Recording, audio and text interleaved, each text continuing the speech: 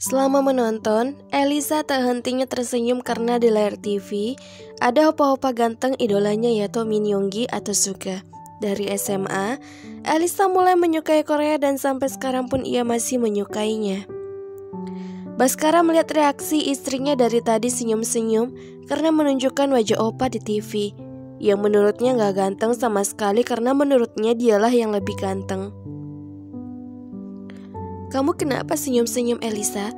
tegur Baskara. "Lihat deh mas, opa Min Yoongi ganteng banget ya. Coba aja dia jadi suami saya," ucap Elisa halu.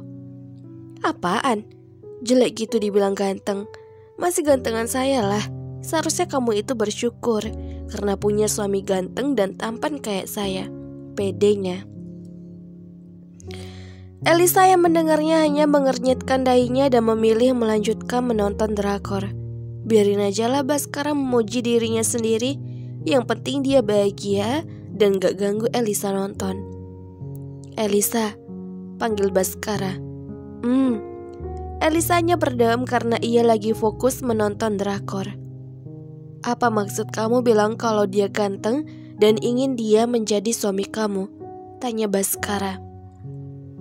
"Maksud mas?" Elisa menatap Baskara. "Kamu itu nganggap saya apa? Saya ini suami kamu. Pasti tadi kamu sengaja kan bilang ganteng dia di depan saya biar cemburu, iya kan?" Baskara mulai merasa kesal serta cemburu. Elisa menggeleng. "Enggak, buat apa saya buat mas cemburu? Lagian kan, mana mungkin mas cinta sama saya." "Jadi kata cemburu itu pasti tidak ada dong," jelasnya. Baskara langsung terdiam mendengar pernyataan dari Elisa karena semua yang dikatakan Elisa itu memang benar dan sekarang ia menyesalinya. "Besok kamu berangkat sama saya," ucap Baskara tiba-tiba. "Tapi mas, tidak ada bantahan." Baskara memotong ucapan Elisa. "Ya udah iya, saya nurut." "Oh iya mas kan banyak duitnya. Belikan dong saya tiket konsernya. Kalau bisa yang VIP ya. Soalnya saya mau lihat ketampanan suami masa depan saya," ujarnya.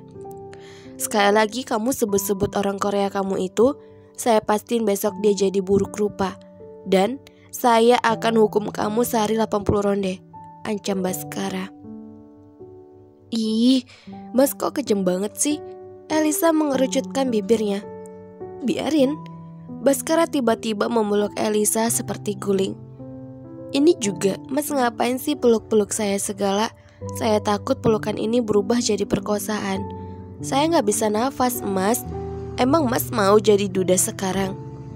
Elisa merasa risih akibat pelukan Baskara yang seperti ingin membunuhnya. "Kalau kamu mati, saya juga bakal nyusul kamu. Karena kita ditakdirkan sehidup semati," ucap Baskara tepat di telinga Elisa. "Kok mas jadi bucin sih sekarang? Belajar dari mana?"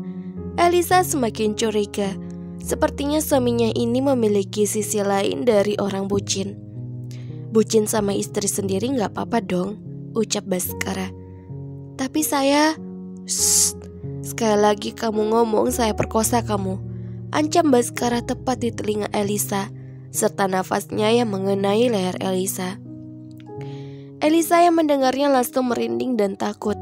Lebih baik ia diam daripada ucapan Baskara benar-benar terjadi nanti, yang berujung dia mandi keramas.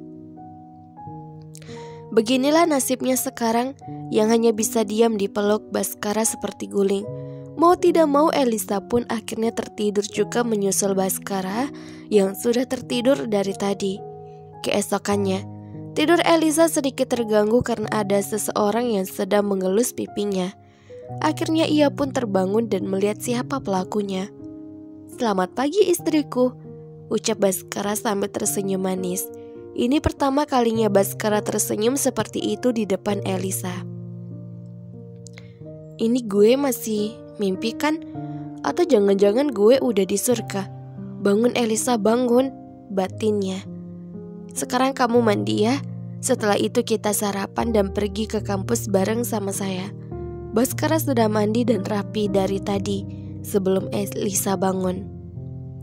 Elisa hanya mengangguk. Ia pun bergegas ke kamar mandi untuk membersihkan diri dan tak lupa membawa bajunya. Setelah selesai mandi, ia melihat Baskara sedang duduk di tepi ranjang sambil memegang handphone. Baskara yang melihat Elisa sudah selesai mandi langsung menghampirinya sambil tersenyum. "Kamu udah selesai mandinya? Sini, biar saya sisirin rambut kamu," ucap Baskara perhatian. Elisa terengah-engah mendengarnya. Lalu Baskara membalikkan badan Elisa ke arah cermin. Dari cermin itu ia bisa melihat Baskara dengan telaten sedang menyisir rambut panjangnya. "Mas udah mandi?" tanya Elisa. "Udah dong, kamu gak ngeliat? Apa, saya udah ganteng dan rapi gini, melebihi idola kamu itu?" jawab Baskara yang masih menyisir rambut istrinya. "Kenapa Mas bahas my opa ya? Apa Mas Baskara beneran cemburu?" batin Elisa bingung. "Kenapa Mas cepat banget mandinya?" tanya Elisa. "Saya gak mau istri saya bangun duluan dan malah kabur, terus gak jadi ke kampus bareng suaminya yang ganteng ini," jawab Baskara. Setelah selesai menyisir rambut istrinya, Baskara tidak lupa menggenggam tangan Elisa seakan ia adalah anak kecil yang akan kabur. Mereka pun turun ke bawah untuk sarapan bersama. Baskara juga menarik kursi untuk Elisa. Sampai di meja makan, Baskara menarik salah satu kursi makan untuk istrinya agar terlihat romantis seperti yang di TV. Di meja makan mewah ini sudah tersedia banyak makanan enak yang tersusun rapi. Padahal hanya Baskara dan Elisa sajalah penikmatnya. Semua masakan itu ia pesan di restoran ternama di daerah Jakarta. "Silakan duduk istri saya yang cantik," ucap Baskara tersenyum. Elisa hanya mengangguk dan langsung duduk. Bahkan saat mau makan pun, Baskara lah yang mengambilkan nasi goreng ke piring Elisa. Biasanya Elisa yang melayani, tapi ia melarangnya karena Baskara ingin dia saja yang mengambilkan dan melayani istrinya. "Sekarang saya suapin kamu ya." Baskara menyuapi Elisa, tapi Elisa hanya diam menatap Baskara. "Kok kamu malah liatin saya sih? Buka dong mulutnya." Akhirnya Elisa mau menerima suapan dari Baskara dan itu membuat Baskara tersenyum senang. Pinter nih istri saya," ucap Baskara dan mengelus kepala Elisa. "Mas gak makan?" tanya Elisa. "Liatin kamu makan aja udah bikin saya kenyang. Apalagi lihat kamu tersenyum," ucap Baskara tersenyum juga. "Tapi Mas harus makan juga." "Mas kan ada jadwal ngajarnya hari ini. Kalau nanti Mas pingsan gimana?" Walaupun Elisa masih kepikiran tentang sikap aneh Baskara, tapi ia juga mengkhawatirkan kesehatan suaminya. "Makasih ya, kamu udah khawatir sama saya. Tapi saya mau makan kalau kamu suapin." Baskara menaikkan kedua alisnya seakan menggoda Elisa.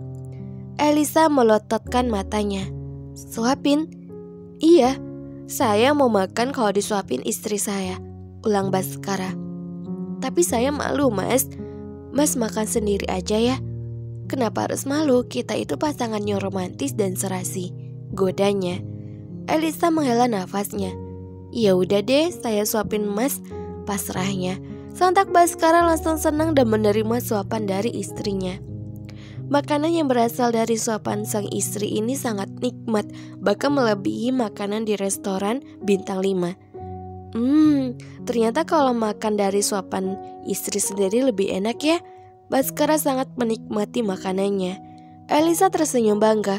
"Iya dong, Elisa gitu loh, pedenya.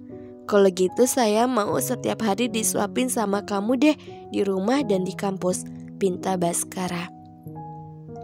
Halo Navers semuanya, jangan kemana-mana, tetap di channel Mimin, channel Feby Vitaloka. Jangan lupa untuk subscribe, like, dan komen, karena dukungan kalian adalah semangat Mimin untuk upload setiap harinya. See you next time, ketemu lagi di episode selanjutnya.